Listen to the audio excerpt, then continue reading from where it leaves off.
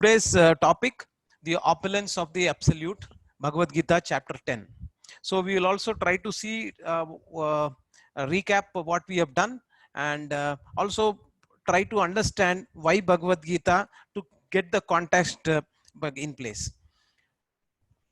So basically, somebody was asking me while I was saying to them that I'm taking these classes of Bhagavad Gita. Then that other person asked, why Bhagavad Gita? Why not any other literature? So I was kind of taken back, and I was asking, why that's true. I should know, why am I reading Bhagavad Gita? Why am I preaching Bhagavad Gita? What is there in Bhagavad Gita? Right? And but I tried to give him an example, saying that suppose you bring a new washing machine in your home, and it's an electronic one. It's so many features are there, and you don't know how to use it. So what do? So I asked him, do you just call anybody who is going on the roadside and ask him, can you come and help me out? So obviously not. So what do? So you kind of call the bona fide representative or the manufacturer and ask him, can you send me somebody who can help me to demonstrate how to operate this? That's one way. So you are kind of taking help of a bona fide representative of that particular manufacturing electronic or the mechanical unit, right? The other way around is that, if suppose there is a user manual that is available to you, you kind of take that and read yourself and find out how to operate it, and then do it accordingly, right? So the best way to do is that you have the user manual, read it for yourself, and at the same time, if somebody is there to help you out, to make you understand the things that are there in that particular manual and help you out, that would be the best way to go about, right? So this particular machine, this human engine, or this human machine, which is manufactured by Supreme Lord, it has not come by any other means. So people may think that by chemical process, these humans are created by some chemical process. Actually, to be the fact is that though we kind of have so much confidence on science, the modern science cannot even manufacture or produce a mosquito in the laboratory, because the living entities are not made by chemical process. There is something called a spiritual entity. We have seen that in our previous classes. There is a spiritual entity that has to be going into that, such that it comes into existence, right? So if you ask yourself, who are you? Basically, you are not a bunch of chemicals, like you have this calcium, that potassium, not that. So if you kind of put all together in a chemical, in that value, it will be like, say, 300-400 rupees worth material that is there in this body. But are we just that? So we are something beyond. So what is our real identity? Our real identity is that we are spirit soul. So if you are, what's the significance, and how do you prove that we are spirit soul and not this material body, right? So if somebody has passed away, and you see the body there, what do the people say? Hey, he passed away. So what is passed away? So his body is here. What is passed away? In other languages also, native languages like in Telugu, we say that ఆయన చనిపోయాడు. పోయాడు, ఎక్కడికి పోయాడు, ఏం పోయింది? Hindi also we say the same thing. वो मर गया, क्या गया? So these are some of the thoughts that are been there, and people started inquiring about it. Who am I really? Is something beyond this material world? Is there anything called spiritual world? Did somebody manufacture me? How did I come into this existence? Why am I suffering here? There is so much of suffering in this material world. Why am I suffering here? How do I come out of these sufferings? What are the sufferings that are there? Why is this? Why I have to take birth? Why I have to die? And why is that there is old age? Why is that there is disease? So is there any way that I can come out of it? So this inquisitiveness, this inquiry has brought in to come closer to to understand the root cause of all this. And if you wanted to understand the root cause of anything, you need to go to the source of it. Who is the person who has created this particular universe in this way? Why did he design it in this way? Because you are suffering here not just by janma mrityu jara vyadi, but there are so many other kleshas like adi atmika, the suffering that I have because of my own body and mind, and adi bhautika, because of the other living entities and other creatures. Like now we are suffering with COVID, so that other bacteria that is there, so we are suffering. And adi daivika, the natural calamities, the earthquakes, the volcanic eruptions, all these things are putting us in a state where we are trying to ask ourselves, why am I suffering here? How can I come out of it? So that leads to a spiritual inquisitiveness. Atato Brahma Jignasa. So you are trying to ask yourself these questions, and that's the first step towards spirituality. Because if you are not doing that, then Shastra, in Mahabharata, in the Shastra, it is mentioned that Ahara Nidra Bhaya Maitunancha Samanyam Etat Pasubiranam Dharmo Itesham Adhiko Vishesho Dharme Nahina Pasubi Samana. So it says that one has to be asking these kind of questions. The inquisitiveness, if it is not there, that dharma of asking, why am I suffering here, what is that root cause of this, and if you are not doing this, that there is no difference between you and the animals. So not me saying, that Shastra is saying. And you might be calling yourself a human being, but no, Shastra says that you are Dvipada Pashu.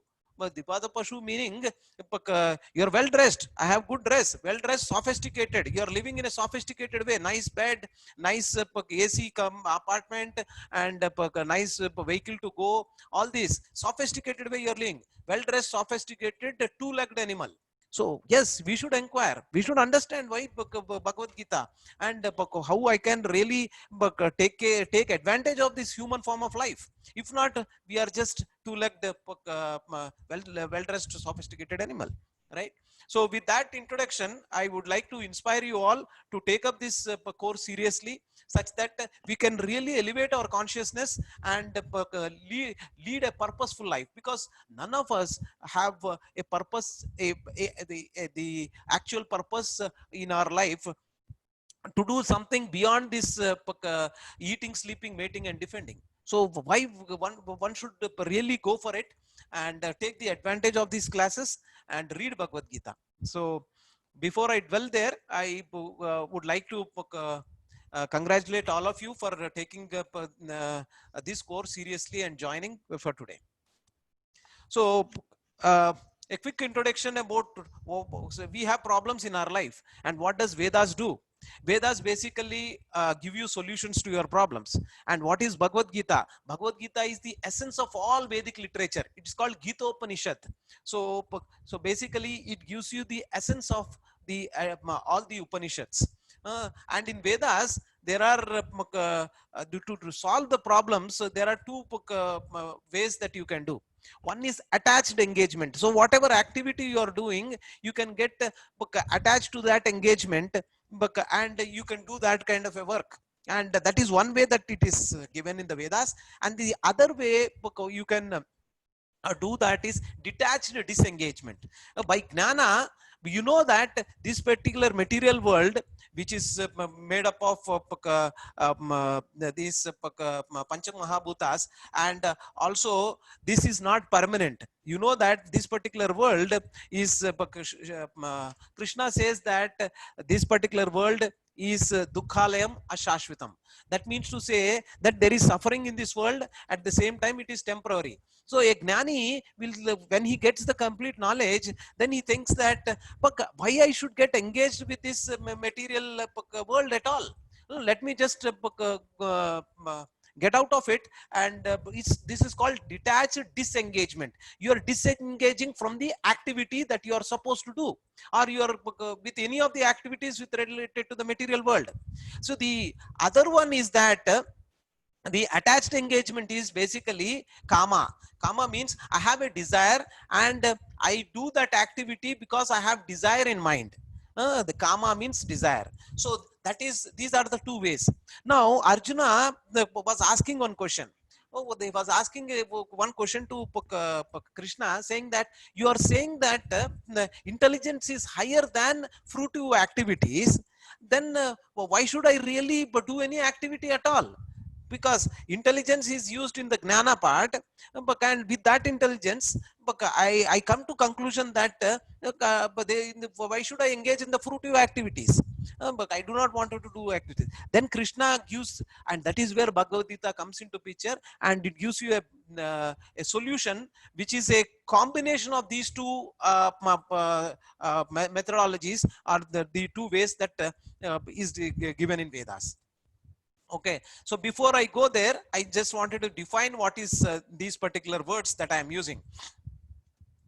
Vedas provide solutions for everything, all inclusive solutions, and karma, the attached engagement, is recommended for those who are highly indisciplined.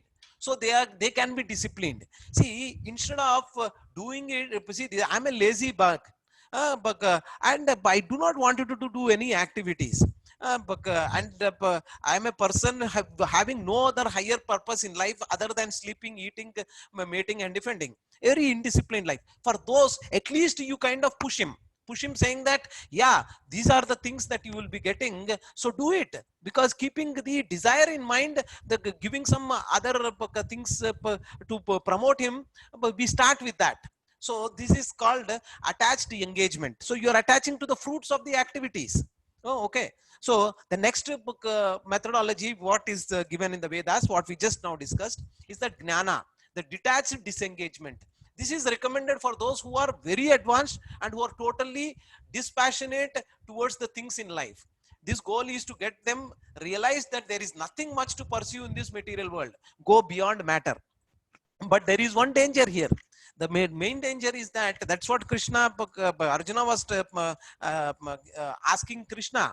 See, higher intelligence is higher than fruitive activities, is the one. Why should I really go into the mode where I should do any activity at all? So that again, so that is what Buddhism has brought. Buddhism, when it came in, it said that all the Vedas, whatever you are talking about, just forget about it. Forget about all this material world. This is mithya, and just to become monks. And this is detached disengagement. Nirvana that they were talking about, and forgetting about that material world. So this is not what Bhagavad Gita is recommending. Buddhism has been thrown out from India by Shankaracharya when he came in, but for one reason, that Buddhism is not the way what Krishna is wanted us to practice. So not detached disengagement is not what we wanted, neither attached engagement. We wanted a hybrid solution, and that hybrid solution is what we are going to discuss today. Okay, so I'm touching upon certain words that you have already come across, so that we can get a better perspective. So okay, the secret work revealed. So the working can be done at three different levels. The karma yoga, which is more to do with the duty that is there, and that talks about the what part of it. What is that you need to do? What is recommended? What is not recommended? That is what is there, but as part of your religious text that you are following, and becomes karma yoga. So you are kind of doing activities which are prescribed as part of the shastric injunctions. So that is what you know, what to do and what not to do. So that is what is given, and that is you can label it as karma yoga. Okay, and if you know the knowledge behind that particular activity, and you know how to do it, that is called gnana yoga. And the bhakti yoga is, if you know why you are doing it, for whom you are doing it, you know that, and with love and devotion when you are doing it, it becomes bhakti yoga. I'm loosely defining these words, but it can be interpreted in a better way also. But for our understanding at this level, this knowledge would really help us to understand the rest of the chapters. Okay, so the hybrid solution, what is proposed by Krishna and in Bhagavad Gita, is that you do not wanted to do attached engagement. You do not want, because you are when the result come in your favor, you're okay. But if the results are not coming in your favor, you are totally gone out. And so that kind of a thing will put you in a very bad situation. And getting attached to the results is not the right way.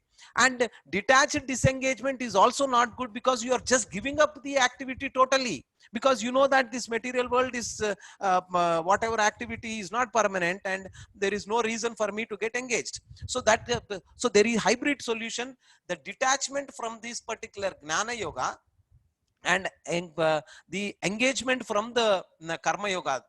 That both we have taken the hybrid solution as a detached the engagement. So detached engagement is what we are going to discuss little more today.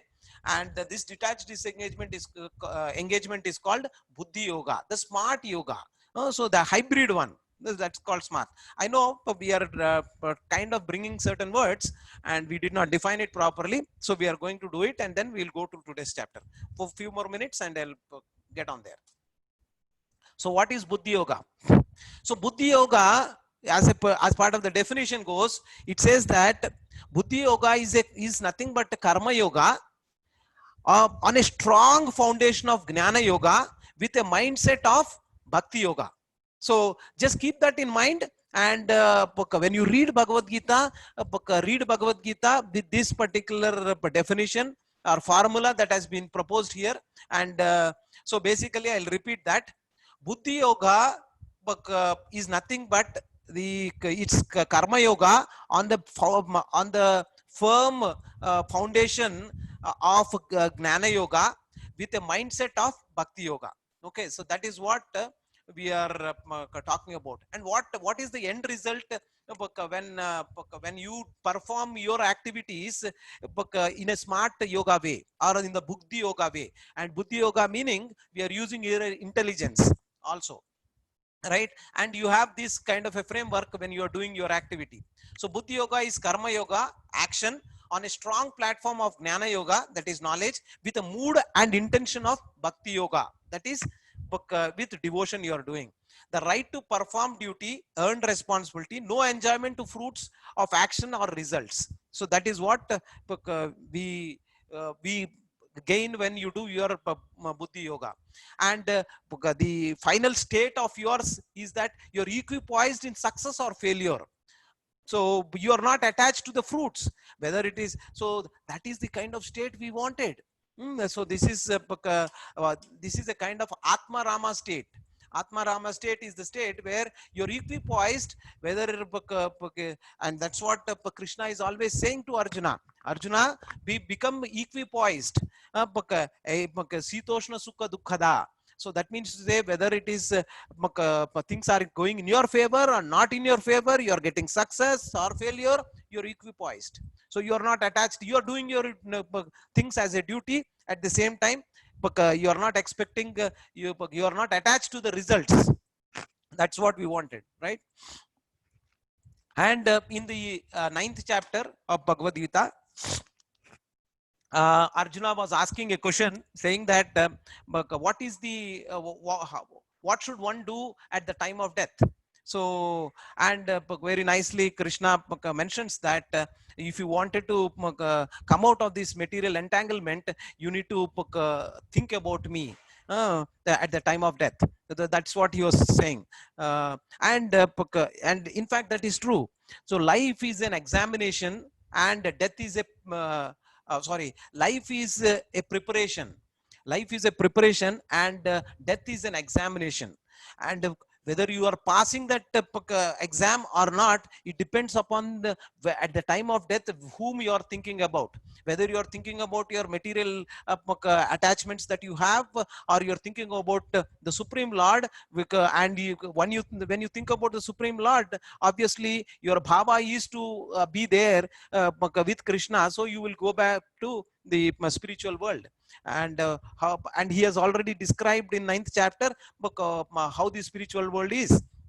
And he would like to go more about it in the coming chapters, and describe more about his opulences, etc. Yes. So just to bring summarize what we have discussed.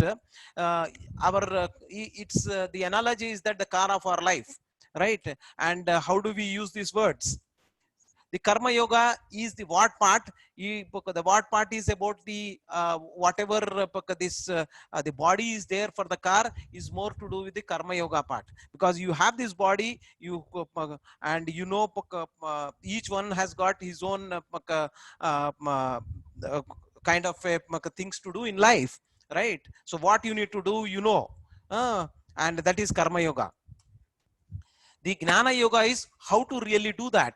If you wanted to run this particular car, you need to have an engine. That's really important. So that is also required.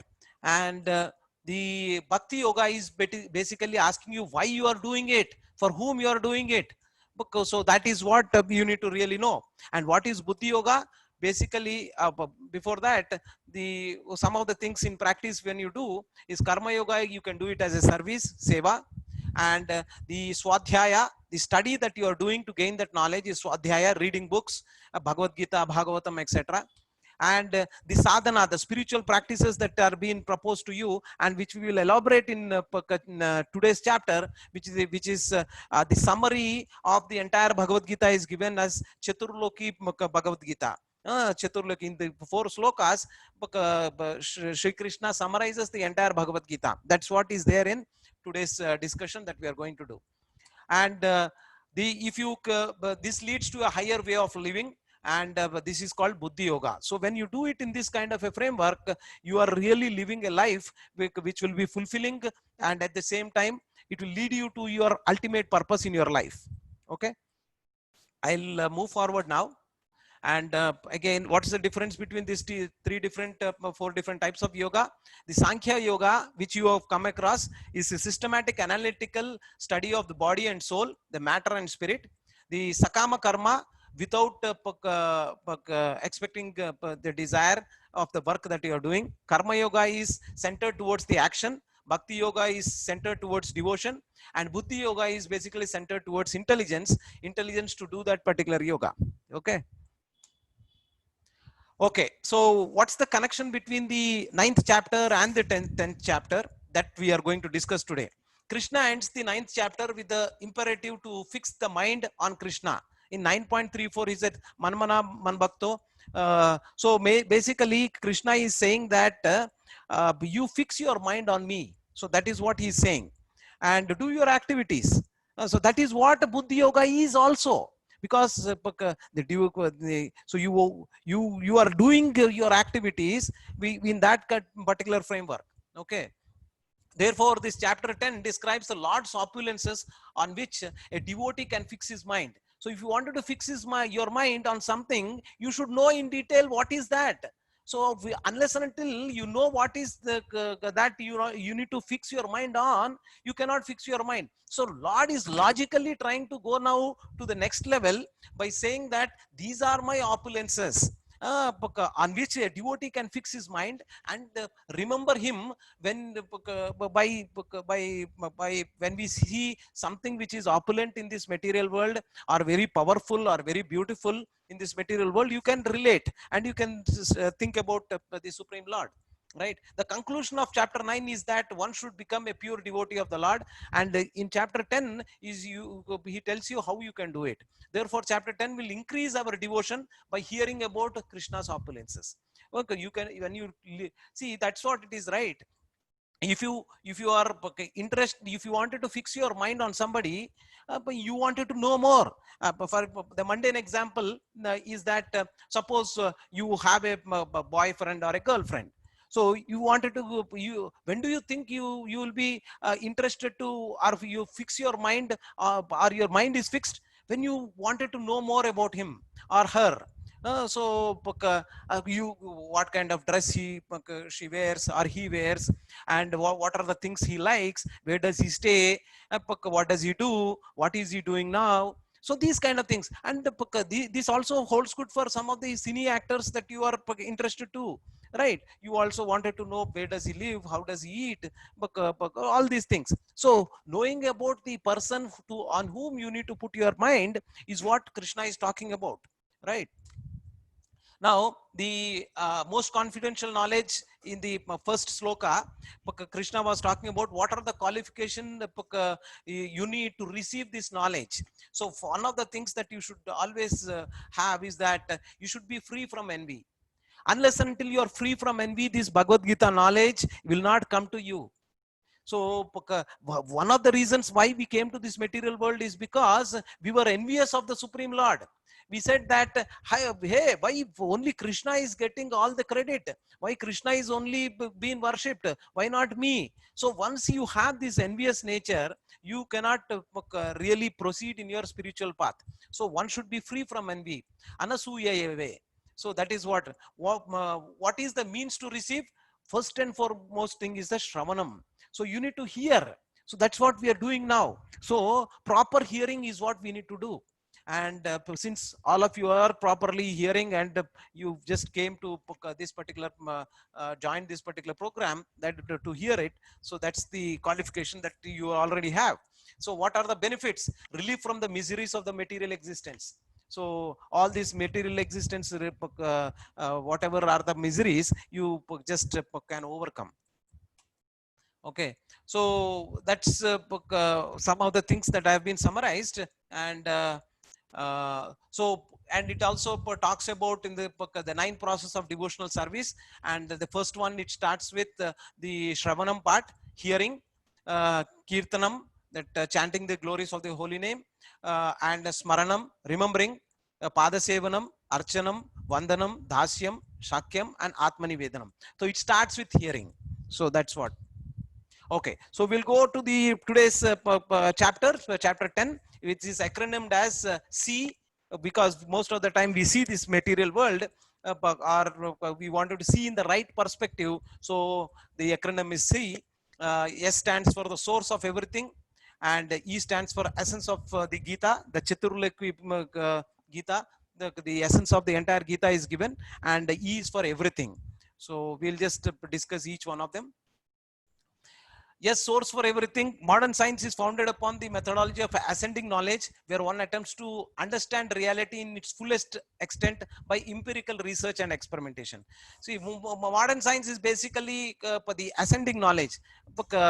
So, so basically what we are trying to say is that by your own endeavor, you wanted to find out by your own senses, and come to a conclusion that whether this is how it is, etc., etc.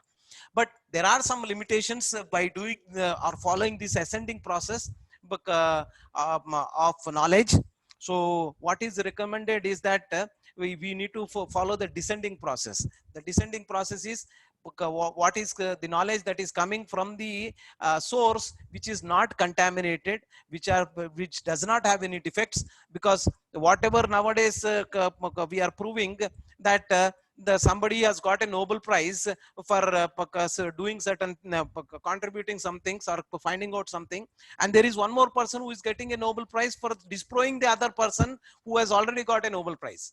So these kind of things, because the people, we have our own limitation as a human being. We have limitations that our senses are not perfect, and we have the propensity to cheat others and also get cheated and getting illusioned. So these are some of the things that are inborn, that are there within us because of the material engagement that we have, or because of the conditioning nature that we are in. So so what to do now? How do I get the perfect knowledge? So if I have wanted to get the perfect knowledge, I need to get it from a source which is free from all these defects, and that is what Krishna is, free from all these defects, and he has given this knowledge, so it is perfect source. So we need to follow the descending process rather than following the ascending process. Okay, Krishna makes a simple but powerful rebut of such an approach. He explains how something which has been created cannot understand its source independently. So for example, suppose you wanted to know who is your father. So what do? So you can go and do a DNA test of all the men that are there, and find out who is your father. But how practical it is? One thing, it might be possible, but how many years it is going to take? It's not easy. And maybe that person is alive or not, you don't know. So the best way is that you go to your mother and with faith you go and ask her, and ask her who is my father, and she will reveal that so and so is your father. So that's the best way you can approach. So to know who you are and who is God, you need to follow the Shastra and like Bhagavad Gita. So basically, the Vedas are mentioned as Veda Mata. So she is our mother who will tell you who is your father. And for our Supreme Father is Sri Krishna, and he himself is revealing himself that I am the Supreme Father, and I'm the Bija Pita for all the living entities. So that's what Krishna is saying, and we just have to take it on faith, because without faith you cannot do anything. Okay, there are so many examples, so many instances where so many experimental proofs that have been given that Krishna was there 5,000 years back. At the same time, it has been experimentally proven by Stephen, one of the scientists who has done research on reincarnation, and soul exists. And there are people who remember their past lives. So all this is the proof that there is life after death. So so that's what. So in this way, all material and spiritual creations have their source in Krishna, and one who approaches him can get scientific insight into their identity and purpose. If you don't know what is your purpose, read Bhagavad Gita. It will reveal you and tell you that what should be your purpose, and what is the ideal purpose one should have. And it is not like you are just giving up your material endeavor that you are doing, but Krishna clearly mentions that you have two kinds of dharma. One is your swadharma, which is what you need to do because you have this material body, because you have a conditioned life. So you need to do certain things because to sustain this particular body and take it to the so that's your swadharma. And there is one sanatana dharma or parodharma. So that is what you need to do, because you are not this material body, but you are spirit soul also, or you are basically a spirit soul having this material body. So you need to do your sanatan dharma, and you should not forget that. But one of the problem is with most of us is that, and especially the people who are educated, and the so-called education, which is really not even giving you to tell you who you are. There is no science of soul that anywhere it is. So once Srila Prabhupada was went to the MIT in US, the university, and he said, you are in you are in a MIT, but where is this in our department we talks about the Almighty. So you are MIT, but where is the department for Almighty? So there is no department at all. So because so that one should have, and it should be given in each and every university. And some of the foreign universities, especially in Germany and Denmark, there are universities which made Bhagavad Gita compulsory in their educational syllabus. So source of everything is Krishna. The sloka, the first sloka will go. Shri Bhagavan Vacha Bhuya Eva Mahabhaho Shunu Me Paramam Vacha Yateham Priyamanani Vakshyami Hitakamyaya. The Supreme Personality of Godhead said, listen again, O mighty armed Arjuna, because you are my dear friend, for your benefit, I shall speak to you further, giving knowledge that is better than what I have already explained. So this is most confidential, and he is going to the next level. So here the word paramam, paramam means supreme. So supreme meaning there is nothing beyond that. So that is the one. So that's what. And supreme in what way? So the definition for Bhagavan is what Parashar Muni gives, and he tells that how somebody is called supreme. Because there are a lot of people who will say that I am God, you are also God, and if you do certain endeavor, you will also become God. So all this is nonsense, and that is the reason why Krishna is saying that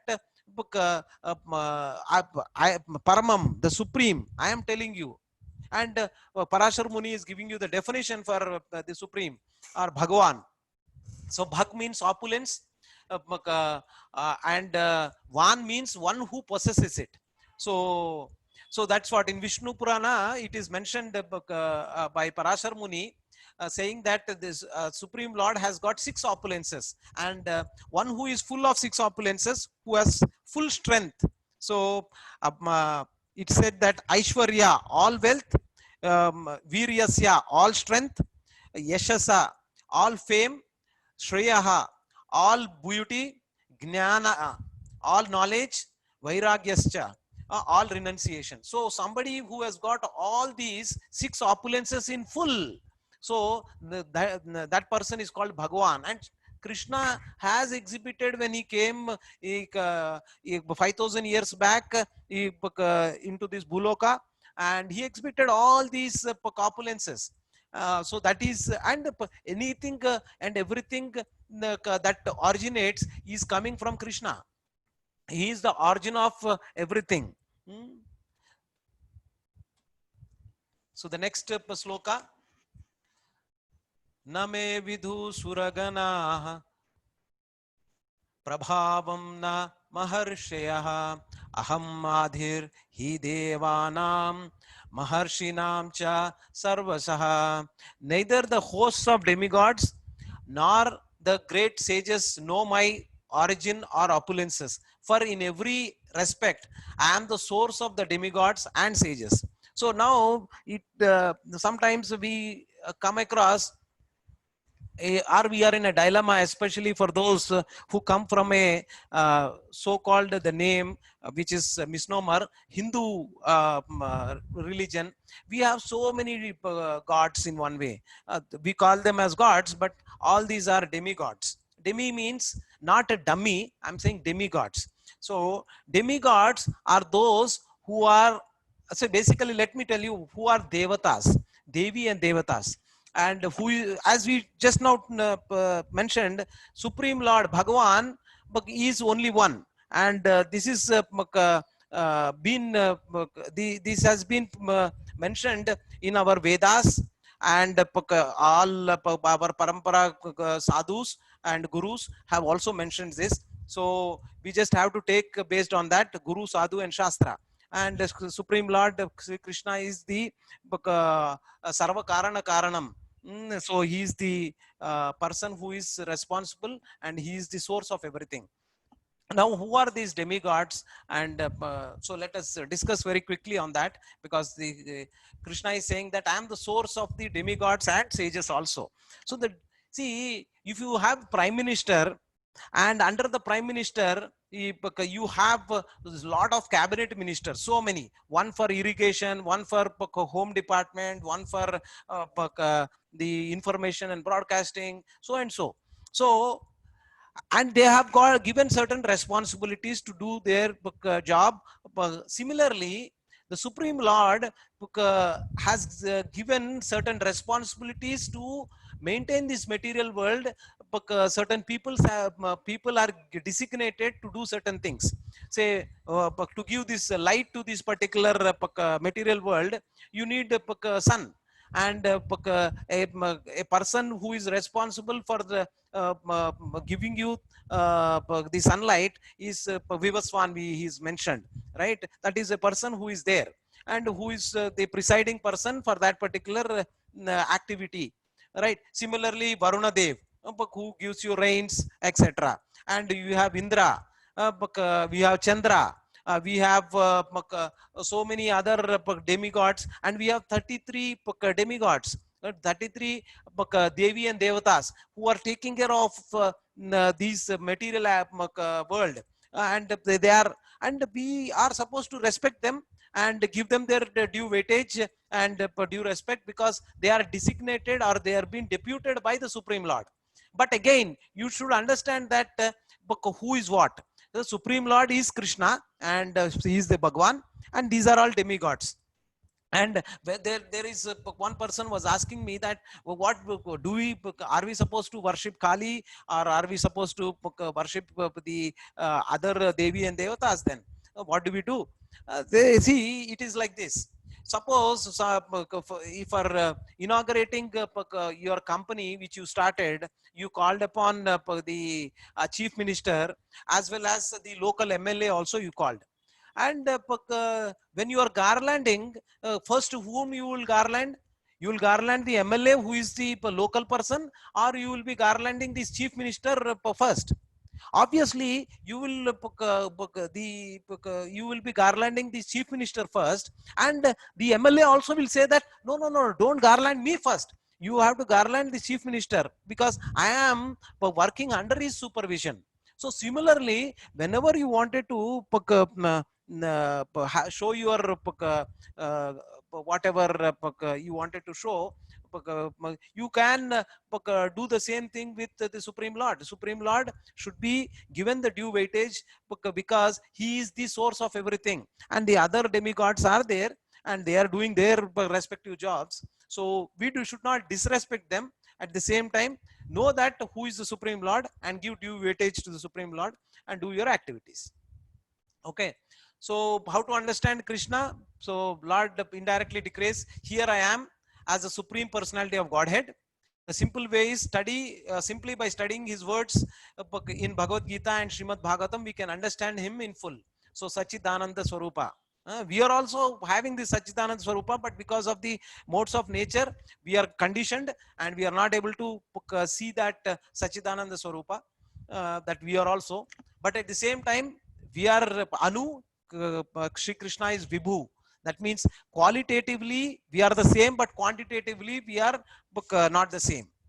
So we can never become God, and so we continue to have our individual nature, individual identity, and we, as Mayavadis say, we will merge into the Supreme Lord. All this is not as per the Shastra, or it is misquoting the Shastras. So we will continue to be an individual entity, and Supreme Lord will be there, and our constitutional position is that we need to render service to the Supreme Lord, which we will do, because that's what we are doing all the time, right? Okay, so we are very close to our time, so let me quickly go and discuss the rest of the things. So he who knows me as the unborn, as the beginningless, as the Supreme Lord of all worlds, he undiluted among men is free from all sins. So you need to understand that Krishna is unborn. He's if some person was asking that Krishna came 5,000 years back and he lived for say 150 years or so, and he just left. So he is like me, but because I also live for a certain number of years and then I leave, right? So now the question comes that did really Krishna come and did he take birth like us? No. When he comes with this Sachidananda Swarupa. He comes with his spiritual body. You cannot compare ourselves with Krishna. It is like this. So we are here in this material world because we were envious of Krishna, and this is a kind of a jail that we are in, and Durga Devi is the jailer, and she is giving you this all the kleshas, the three kleshas, Adibhautika, Adidaivika, Adhyatmika kleshas, such that you realize that you need to come out of this and go to your actual destination, right? So it is Durga means the it's called Kota. Kota means fort, and Durga Devi is the jailer, or she is the in charge for this jail. And when the Prime Minister comes to the jail on August 15th, some people may say that, hey, the Prime Minister also committed some mistake, and that is the reason why he came to the jail. No, Prime Minister came so that some of you who are really really reformed, and and you can be released from the jail. So that is the reason why Prime Minister comes on August 15th.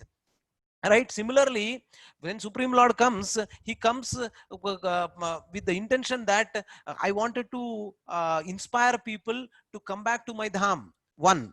The other thing is that he wanted to give the happiness to others, especially the devotees. So with his association, they can get all that happiness. Okay. So I am not going to go into this greater details. And the next is essence of Bhagavad Gita. Chatur Shloki Bhagavad Gita. 8 to 11 verses are talking about that. these 4 verses contain the essence of Bhagavad Gita and describe the spirituality in the 3 essential stages. Okay, the first stage is entitled as Sambandha Jnana, the knowledge of one's relationship with God and the universe. So you need to know who you are, who is the Supreme Lord, and what is my relationship with Supreme Lord. This is called Sambandha Jnana. That's what is giving in the Chaturshloki Bhagavad Gita, the first stage. The second stage is the practice and application of such knowledge in one's daily life, technically known as Abhideya. So you kind of put things into practice, whatever you gained the knowledge. And also keeping the end in mind. That is what prayojana is. You know, this is the end in mind, and this is what I need to do. The activity that you need to do, the abhyasa, is what is talking about. It's called abhidheya. The process in which you need to do is what is given here also. Okay. Thus, the Bhagavad Gita is actually a spiritual science, since there is the hypothesis, sambandha, experiment, abhideya, and observation or conclusion called prayojana. So for any activity that you are going to do, you can apply this knowledge. You need to, if you are, suppose you wanted to develop a software, you need to know the Sambandha Jnana. Why am I, what is that I need to develop? And what is the process that I need to follow to develop the software? That is Abhideya. And what is the end in mind? What am I doing? Why am I doing it? So that is Prayojana. So for anything you can apply this, for definitely for our own in your own life, you need to have this process implemented such that you can reach your final destination and best utilize this human form of life. These 4 verses give the roadmap or spirituality from beginning to end. So that's what 8 to 11 slokas talk about. Okay. Aham sarvasva prabhavo mata sarvam pravartate iti matva bhajante mam buddha bhava samvitaha. I am the source of all spiritual and material worlds. See, Krishna is proclaiming, I am the source of all spiritual and material worlds. Everything emanates from me. The wise, Buddha, the learned, the wise who perfectly know this, engage in my devotional service and worship me with all their heart. So this is the essence of the Bhagavad Gita. And it says that, I'll reiterate as it is very important, I am the source of all spiritual and material worlds. There is no other person who is the source of all these spiritual and material worlds. He himself is saying that I am the source. Everything emanates from me. I am the Bijapita. Everything comes from me. The wise, if you are intelligent person, he is kind of challenging you and also emphasizing, if you are intelligent, if you are wise, who perfectly knows this, engage in my devotional service. If you are a person who is having intelligence, you need to engage yourself in devotional service and worship me with all your heart. So that is what Krishna is kind of giving you the emphasize that be intelligent, follow Buddhi Yoga. Okay. And the next one, Machitta Madagata Prana Bodhayanta Parasparam Katayantascha Mam Nityam Tushyanti Cha Ramanti Cha. The thoughts of my pure devotees dwell in me. So what am I thinking? My thoughts are always dwell in me. Their lives are fully devoted to my service and they derive great satisfaction, bliss from always enlightening one another and conversing about me. So here Krishna is also saying what is the kind of qualifications or what is the kind of state, what are the activities a pure devotee does. He is always dwelling in me. You are thinking about me. His thoughts are always filled about me. And their lives are fully devoted to my service. What kind of services they will be doing? They will be doing services so that the Lord is happy. And your happiness determines basically, when Lord is happy, you are also happy because you are part and parcel of the Supreme Lord. And they derive great satisfaction and bliss from always enlightening one another and conversing about me. You discuss about, like the way we are doing now. We are discussing about Bhagavad Gita, and that's what a pure devotee does. He is conversing, he is discussing all the time, right? Tesham satata yuktanam bhajatam priti purvakam dadami buddhi yogantam yena mam upayanti te. So this is what Krishna is saying again. Buddhi yogam. Follow buddhi yoga. To those who are constantly devoted to serving me with love, I give the understanding by which they can come to me. So when you are constantly devoted to serving me, that is devotional service. To those who are constantly devoted to serving me, when you are doing devotional service with love, I give you the understanding by which you can come to me. So I give you the intelligence such that you can come to me. So that is Buddhi Yoga. What is Buddhi Yoga? We just discussed. I'll just put it in one of the slides. The next slide. Buddhi Yoga is nothing but Karma Yoga. You are doing your activities. You are not just giving up your activities. You are doing your activities, prescribed dutiful activities, and you are doing it with a strong foundation of Gnana Yoga with a mindset of Bhakti Yoga. But that's what Buddhi Yoga means. So as it says, those who are constantly devoted to serving me with love, I give the understanding by which they can come to me. So that is what Krishna is talking about. So the detached work, the prescribed duties you are doing, but you are also knowing the knowledge of doing those activities. Just to put it one more time. So we are discussed about the Buddhi Yoga, and the conclusion of this particular chapter is what Krishna is talking about: become a Buddhi Yogi. Okay, detached engagement is what one should do, not the other two, but he's recommending the smart yoga. Real detachment comes with higher attachment. So if you wanted to get detached, you need to have a higher attachment, and that higher attachment is you when you clinch and do things for the sake of Krishna. Okay, so karma yoga, in the purport it is mentioned that when a person knows the real goal of life but is addicted to the fruits of activities, he is acting in karma yoga. Gnana yoga means when he knows that the goal of Krishna is Krishna, but he takes pleasure in mental speculation to understand Krishna, he is acting in Gnana yoga. Bhakti yoga, or in one way the Buddhi yoga, they can sometimes go hand in hand.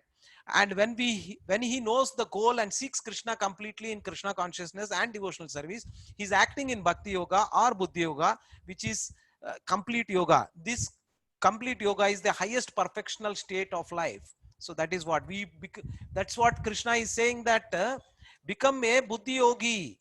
So you need to become a Buddhi yogi. So that's what he's talking about. So by studying Bhagavad Gita, one can become completely surrendered the soul to the Supreme Lord and engage himself in pure devotional service. As the Lord takes charge, one becomes completely free from all kinds of material endeavors. Okay. The last one, Arjuna is satisfied by Krishna's explanation and requests him to elaborate further on his characteristics and qualities. In response, Krishna describes the most prominent among his limitless, all-pervading opulences. By doing this, he explains how one can actually think about him, meditate on him, and see him everywhere. It is not that Krishna is physically there in all the things he mentions, but rather that he is the source of the opulence of these things, their strength, fame, wealth, and so on. So there are so many opulences that Krishna talks about, and that's how he ends. So the next chapter, which we are going to discuss tomorrow, is the universal form of the Supreme Lord, and he kind of goes beyond whatever he spoke just now, and it talks about his universal form, what are his opulences, etc. So before we go into the question answers, I would like to give you the importance of mantra meditation, the Hare Krishna mantra that we are doing. The mind is always busy, restless, and cannot be stopped. Meditation and yoga helps us rise above the mind's chatter. When we meditate on now creates our future. So, in fact, the word mantra means that which delivers us, tra, from the mind. So, the word mantra means that which delivers the mind. There are two types of mantra meditation, japa and kirtana. So so the so basically Hare Krishna, Krishna Krishna, Hare Hare, Hare Rama, Rama Rama, Hare Hare. So it is mentioned that this particular mantra is the process in Kali Yuga. Harer Nama, Harer Nama eva kevalam. Kalau nastev gatir anyadha. So in Kali Yuga there is no other way, there is no other way, there is no other way other than taking the Lord's name. Hare Krishna Mahamantra, what does it mean? Hare means the beautiful energy of the Lord. Krishna means the all attractive one. Rama, the one who gives happiness to all. These simple yet profound words help attune our consciousness to the treasure of the spiritual happiness that already exists in our heart. It's already there. So that's what you can get. The Mahamantra descends from the spiritual world. Gole Kera Premadhana Harinama Sankirtana. So we will quickly do a few rounds of chanting. जय श्री कृष्ण चैतन्य प्रभु नित्यानंद श्री अद्वैत गदाधरा शिवसदी गौर भक्त वृंद हरे Krishna Krishna Krishna Hare Hare Hare Ram Ram Ram Hare Hare Hare Krishna Krishna Krishna Hare Hare Hare Ram Ram Ram Hare Hare. Due to the constraint of time, we are not able to do many rounds of Hare Krishna chanting, but I would request you all that you take up this process of Krishna consciousness and get the knowledge of Bhagavad Gita. And also the process, the Kali Yuga, in Kali Yuga, the process is Nama Sankirtan.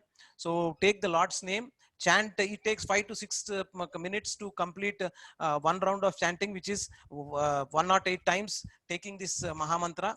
So please do take up this process and see that the changes come to you, and you can realize these spiritual concepts much more easily by following this particular process. If you have any questions, we can take it up. Prabhuji, do you wanted to unmute somebody? Yes. We have dropped the message to them. So those who want to ask questions, they can raise their hands in the chat box, or otherwise they can unmute. I mean, they can raise their hands. We'll unmute them. Okay, Prabhu. The question is come: is Buddhism not a good one to follow? Question from Vedaratham Ramesh. Okay, 1 second, Prabhu. Let me. I need to stop this sharing. 1 second. Yeah. Just give. I'll stop it. Oh, you can do that, Prabhu. Okay. Okay, you did, Prabhu? Yes. Okay, the sharing has been stopped. Okay, thank you, Prabhu. So, as one of you have asked, so the question is that whether we should follow Buddhism or not. Is that the question, Prabhu? Yeah, is Buddhism not a good one to follow? Each yuga has got a yuga dharma. So the Satya Yuga has got a process for as a yuga dharma of meditation and and doing certain penances, etc. So that was the yuga dharma. And in Treta Yuga, the dharma was different. And Dwapar Yuga, the yuga dharma was different. And in Kali Yuga, because of the kind of the circumstances in which we are there in Kali Yuga, so the process is taking the holy name and getting the salvation. So the Buddhism, why did Buddhism come? We need to understand little bit. See, and then we can get the context right. See, what happened is that at one point of time, people have misinterpreted the Vedas, wherein it was mentioned that animal killing is okay, but again, in for certain people and in certain conditions, that is allowed. What happened is that people took that as an advantage and quoted and started killing animals like anything, and the bad reputation for Vedas have come, saying that it's quoted in Vedas, so we are killing. But actually, animal killing is there as one of the karma kanda, but again with a some condition supply. And the condition supply is that suppose you wanted to, your tongue is not, you are not able to control your tongue, and you wanted to eat a certain animal flesh, then the condition supply is that you yourself have to take that animal like a animal like a goat or something.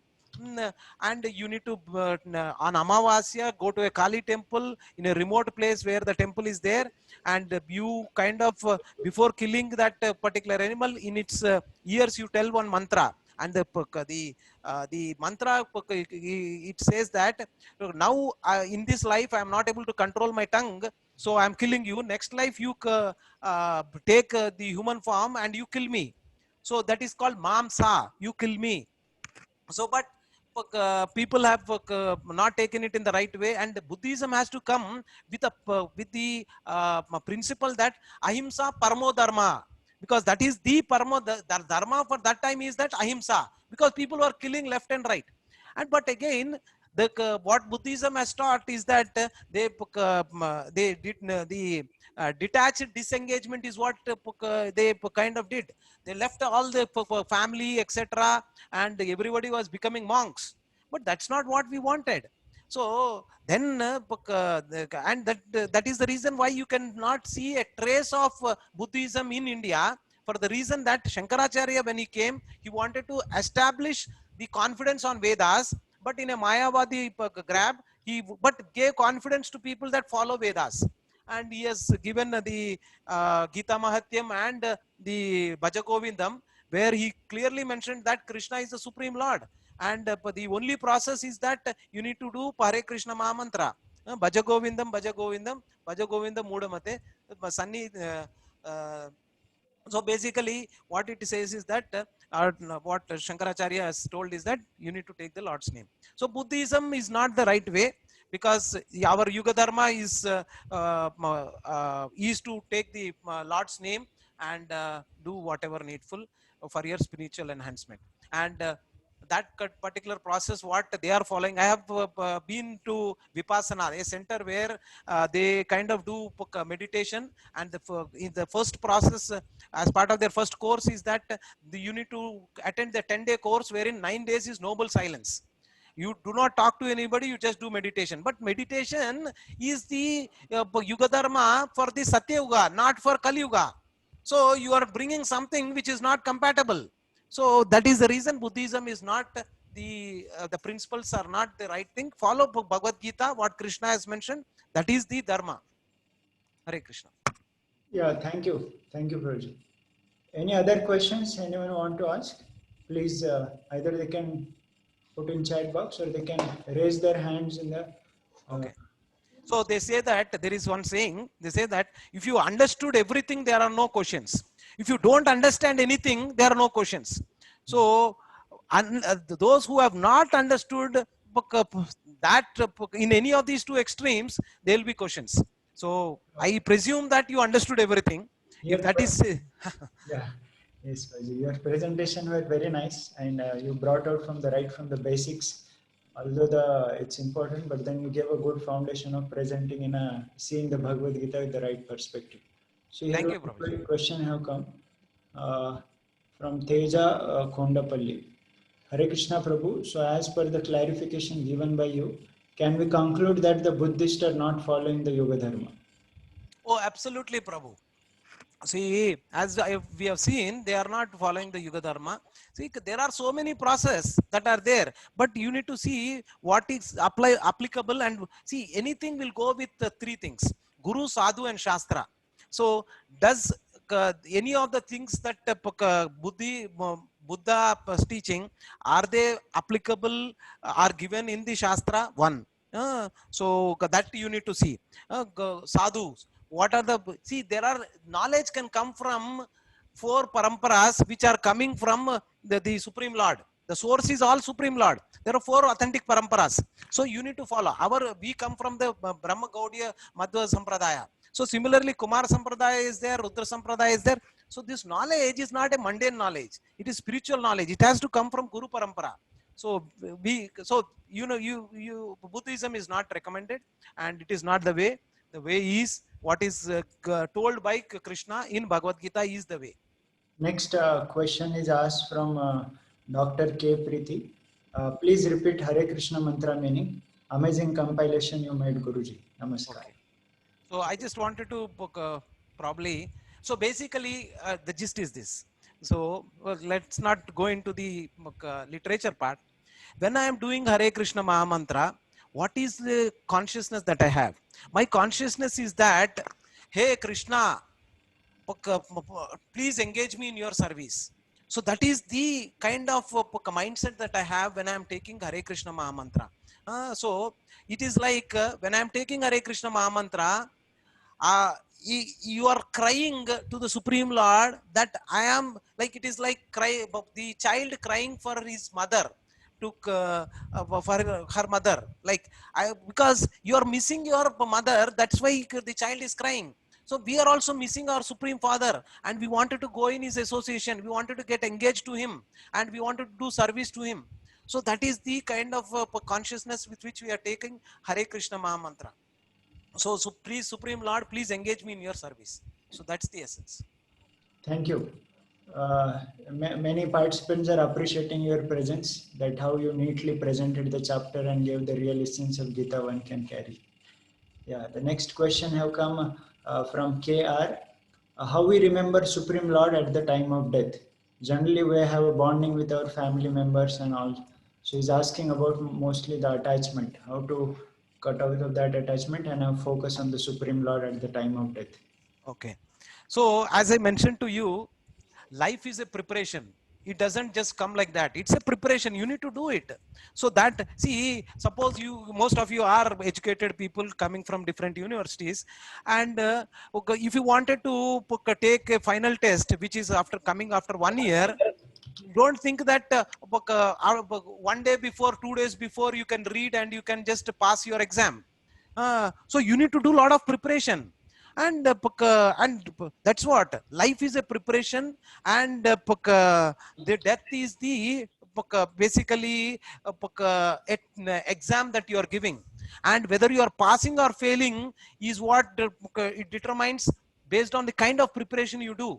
And the best preparation that you can do is that by taking this holy name. When you take this holy name, the there is so much of potency in this holy name that it will give you whatever is required, and it will eliminate what is not required. The attachment that you are talking about, whatever you need to get attached to, see, you cannot become detached. That's what Krishna is clearly saying. The detached disengagement is not what is recommending. The Buddhist way we are not recommending. He is saying that become smart, do buddhi yoga. So that is what we need to be.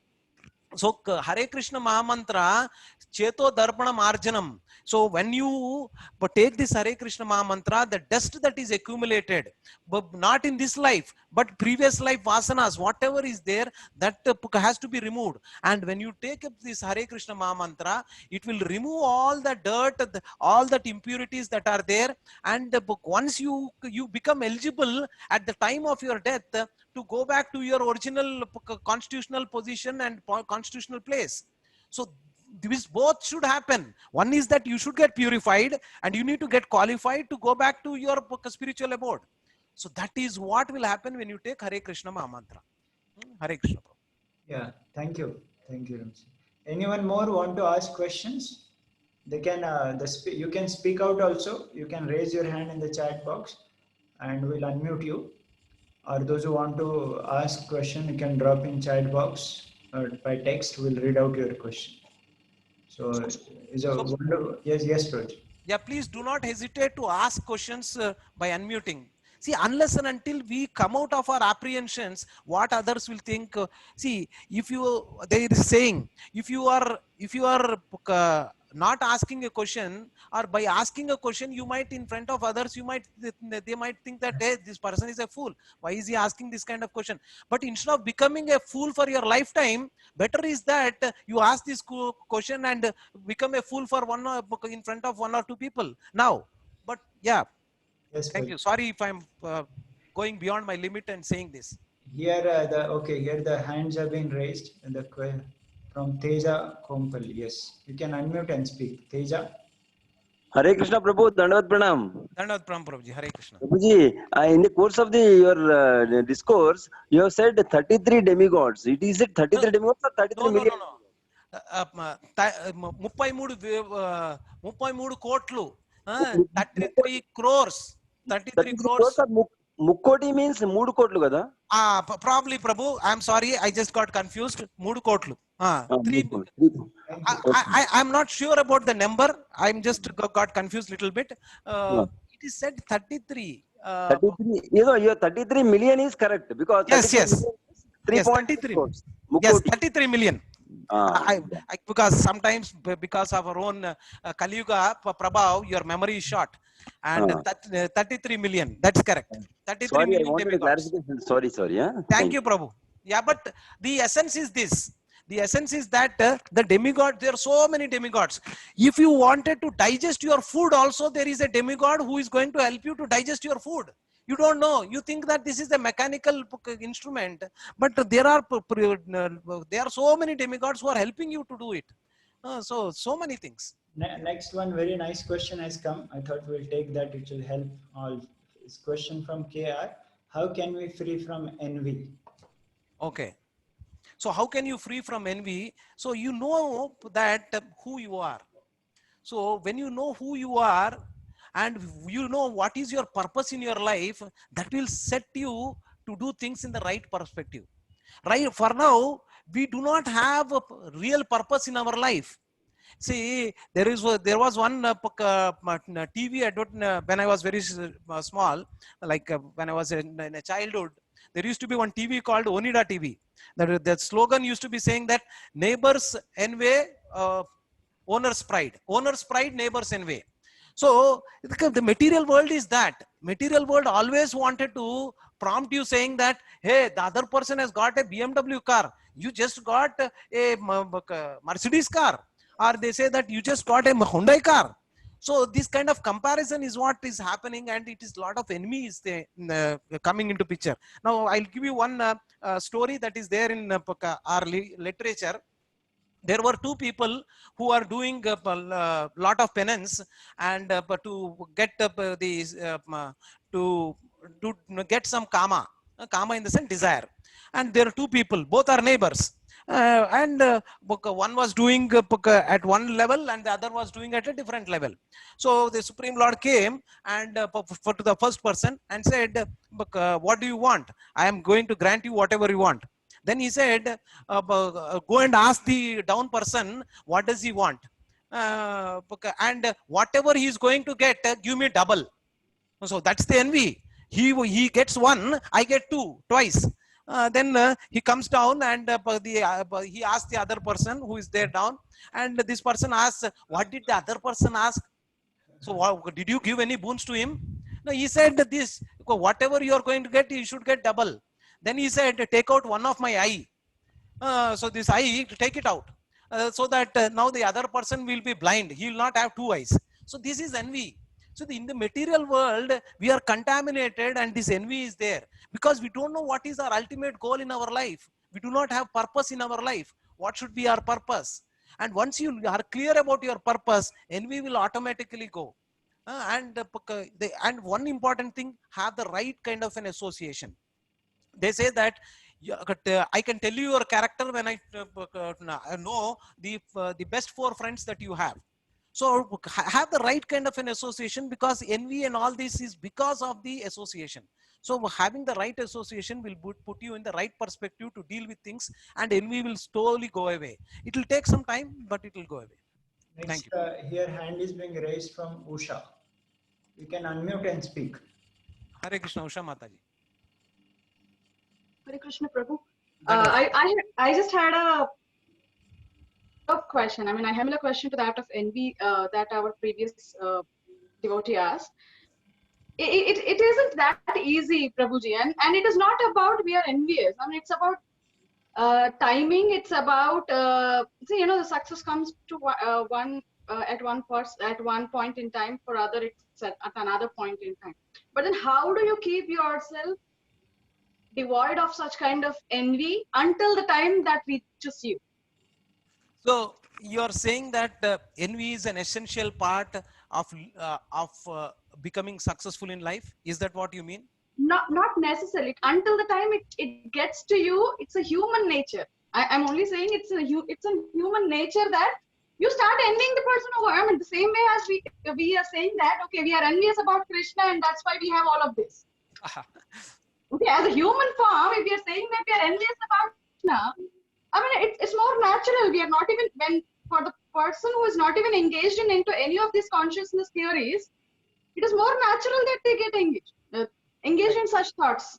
Hmm. But how do we do that? Can you help? How do you do what? We have to admit that it is there. How do we overcome that is something that we have to really focus on. And what's Right. your thoughts about going about it? Okay, so if I understood you properly, so what you are saying is that one has to admit, see, you need to know who you are and what is your current state. I see, if you wanted to provide a solution or act upon certain things, you need to know what you are, that we know. No, we are envious, we became envious, and that's the reason why we are here. And now, unless and until Krishna is clearly saying, hey Arjuna, I am giving this knowledge to you because you are non-envious to me. So Right. that is one of the things that one should have. And how to really become non-envious? Basically, what I'm trying to propose with my limited knowledge and with my limited experience is that it is a vasana, and it is there within us, not in just this life. It has come from our previous lives and so many lives. How do you go about it? So they say that having the right association will give rise to so many things that you cannot do it with your own endeavor. So association plays a very important role. Sometimes we think that because of our education, we think that we can do everything and everything is in our control. Envy is also, to eliminate envy also, it is maybe not in our control. What we need to do is take the right association. It is said in Shastra that Lagu Matra Sadhu Sangha Sarva Siddhi Hoy. So if you take right kind of an association, you should, these kind of qualities, what good qualities will come to you, and that's how you should go. Trust me, Swamiji. I am taking this course only for that. Okay, thank you, Mataji, and keep that enthusiasm and patience, and we should be able to get rid of all the anarthas what are coming and what we have. Thank you. Thank you. Thank you. Next question is from KR. Why violence will be increased even when we are educated? Why don't Lord control us? Okay, why violence? Okay, see, violence. What kind of violence we are talking about? Is the violence? Because we're having an education, we're getting education in our life, but still that education is not helping us to develop the peace in the society. Rather contrary, we're seeing the violence is increasing. And then why Lord is not controlling that violence? Okay, two questions. One is that because of the what kind of education that we are getting.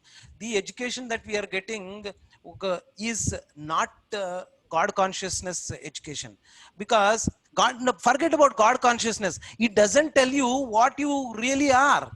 It just gives you some knowledge, and that knowledge will give you some kind of a job. And with that job, what you are able to do, you are able to get some money and do what? Four things: eating, sleeping, mating, and defending. An animalistic life is what it. So you need to endeavor so much to get that education, which is only trying to give you how to better do your eating, sleeping, mating, and defending. In that perspective, if you see, animals are better. They don't even have to go to a university or a college to do all these four things what we are doing it in a sophisticated way. So the real education is that which will basically tell you who you are, who is the Supreme Lord, what is my relationship with Supreme Lord, what should be my ultimate goal in my life. The ultimate goal with this materialistic education is that you need to earn money and do what? Have more sex in life, more money in life, such that I can do sense gratification. Oh, I'm sorry, it got muted. So sorry, Prabhu, I did not answer that question. Can you address that one more time? Yeah, the question is why Lord is not controlling that violence. Okay. As the first part you said, the education is not bringing out Ah, goal. so violence, see, violence starts with us. So there is so much of turmoil within ourselves. If you are, see, they say that if you are not comfortable with yourself, within yourself, you cannot be comfortable with others. So that is what all these terrorists that you are talking about, which spread violence, or for that matter, if you are also very angry, when you are angry, when you do things which are abominable activities, when you are not comfortable with yourself. So this is the situation we are in. Our educational system is not giving you that inner peace, which is not giving you the right kind of an education to know about yourself and be comfortable with yourself. It is always telling you that if I get this, I'll be peaceful. If I do this, I'll be peaceful. You are always in a mode which is always having so many things that you wanted to do, and your happiness is dependent upon when you get that, you will be happy. But are you really happy when you get that? No, because there is no inner peace, there is no inner engineering that has been taught to you. And the violence that you are talking about, which you find outside, is because they are not at peace. And because they think that I'll be peaceful when I do those kind of activities, which whatever activity from their perspective, it is good activity, but again that is not bringing peace and prosperity in the society, because individually people are not happy. Okay, Prabhu, I think I have answered that. Yeah, and actually hearing from you is like you yourself has done research. You have gone into the material education so high level. So your words are coming with a realization. Thank you. Yes, Prabhuji. Basically, fortunately, because of God's grace, I've been able to go to a place where the education, the topmost education is there. That is in IIT Delhi, and I found out to myself that, and I got some of my patents and published some papers. And I have not given up that. See, this is not what the Buddhist way of doing. The detached disengagement. I am still pursuing my software company, which is there. I am doing certain activities, and I am giving this knowledge to. So there is as I told you, there is Swadharma and Sanatana Dharma. Your Swadharma is because of the conditioned nature which you are. I have a family, I have to support them, and I have to do certain activities. I do. That is Swadharma. Sanatan Dharma is your the duty towards the Supreme Lord, because of the being as your real identity is your spirit soul. So what are you doing that? Both should go parallel. Yeah. Thank you, Prabhu, for bringing that. Yeah, thank you. Thank you for a nice example how to balance our personal life and at the same time devotional life also. Thank you. Nicely put, Prabhu. Here the question hand is being raised from Chintamani Sahani. You can unmute and speak. Yes. Yeah, Prabhuji, Hare Krishna. To that same question, Prabhuji, you said that Buddhism is not the way to do. Similarly, we are multi-religion society. Okay, somebody says the way we do is not correct. We say to them the way you do is not correct. This way, we have got the spiritual education removed from our primary education. Now I am learning this at the age of 35. Now since I have learned, I will pass it to my children, but my children will never learn it from education system. Why we have like this situation?